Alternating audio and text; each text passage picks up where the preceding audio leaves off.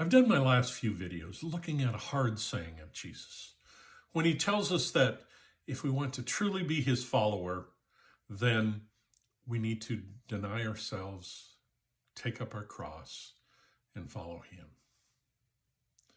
But to truly understand any particular verse in the Bible, we need to look at its context.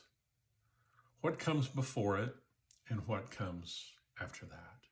That helps explain what he's saying, especially if it's a series of instructions from Jesus. And that's the case here.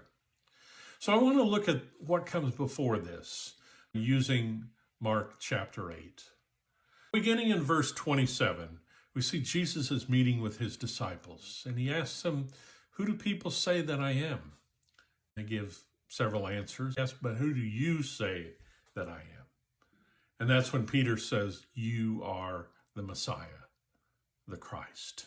Jesus tells them not to tell anybody about that yet, and then he goes on to describe what's going to happen to him. So he says that he's going to end up having to suffer, be killed by the religious leaders, but he would rise on the third day. And then it says that Peter took him aside, reprimanded him for saying such a thing like that. They didn't want to believe that that could ever happen to the Messiah. But then Jesus' response to him is, "Get away from me, Satan." He says, "You are seeing things merely from a human point of view, not from God's."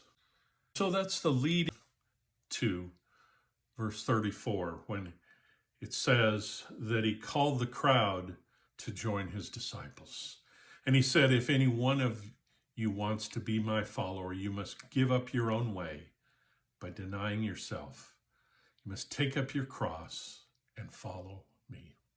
So we can see the lead to this. What Jesus teaches before this is we need to look at this not from a human point of view, but from God's.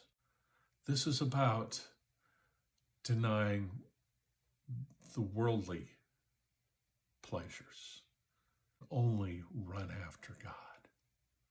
So join me next time as we look at this further, what comes after this statement.